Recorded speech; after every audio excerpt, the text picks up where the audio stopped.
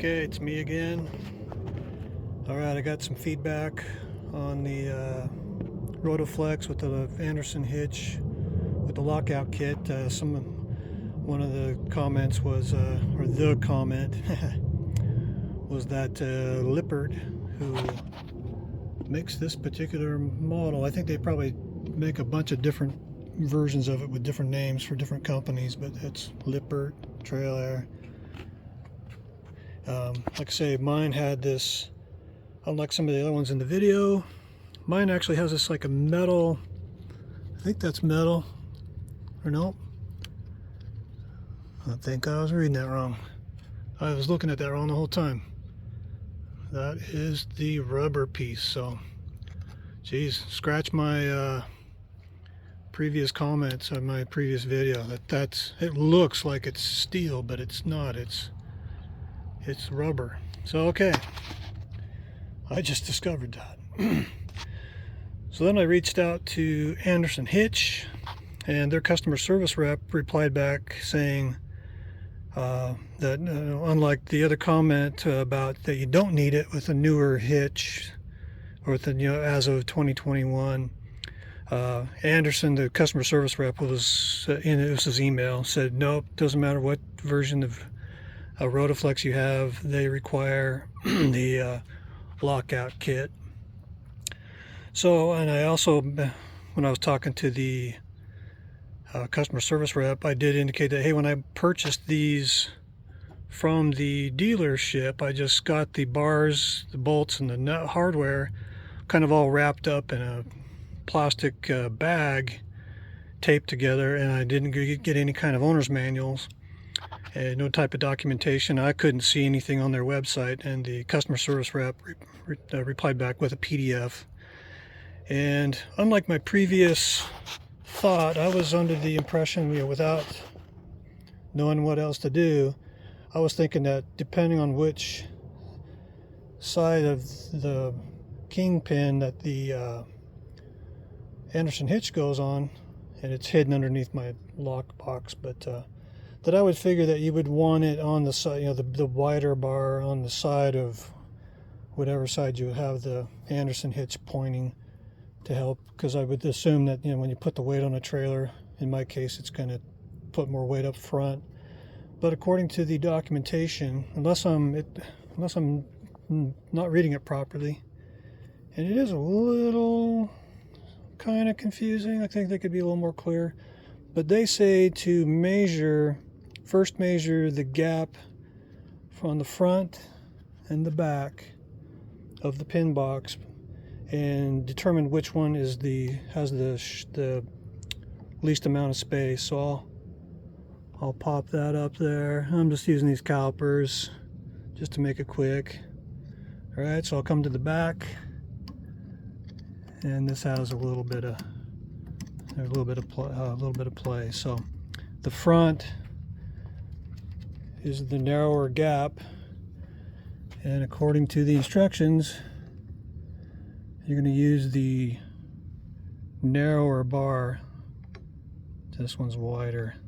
Sorry, I'm trying to do this one-handed with my phone.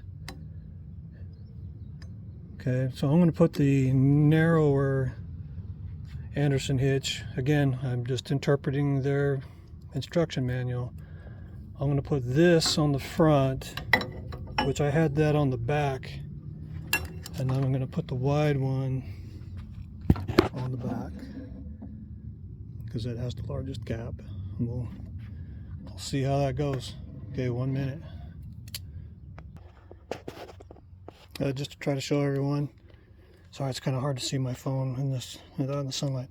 Because it is kind of a tight fit through here, and it's tough to kind of get these bolts in.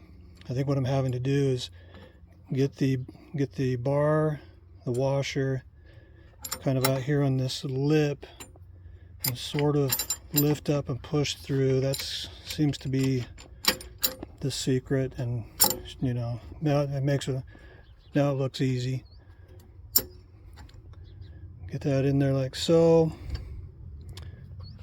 and then I'll finagle the back bar on there. 1 minute. Okay, So I've got the front 2 bolts through. I've got the other bar on the bolt, but this is where it gets a little tricky because it's these bolts kind of come through at an angle. So I'm going to have to put the camera down. I need to basically manhandle these long bolts, kind of bend it in to get it through this slot here. So it shouldn't be too bad. Okay, back in a second. Okay, that wasn't too difficult. Again, sorry, I apologize for the shakiness of the video. So yeah, I just had to kind of bend these 2 bolts in a little bit with some force, and then get this. This is the wider bar on the back now, because this is the wider gap according to the instructions. So now all I gotta do is put on the hardware.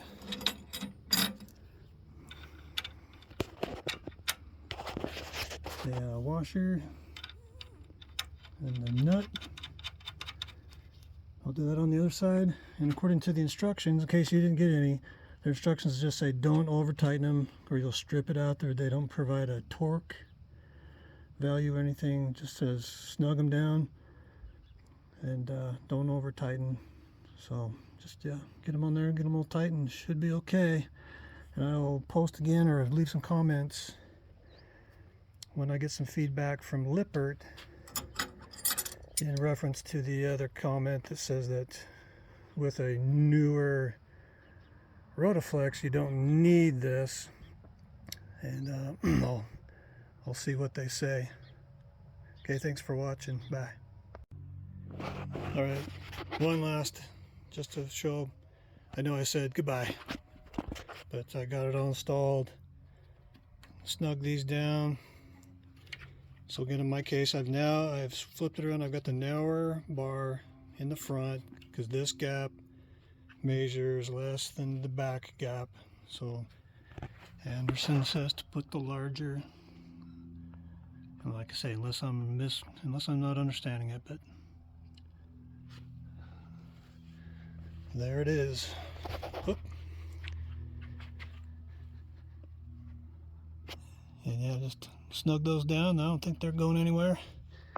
And again, like earlier I mentioned, I thought this was metal, but it's not. As I touch it and push on it, it's definitely the rubber pad. Okay, for real this time, I'm done. Okay, bye.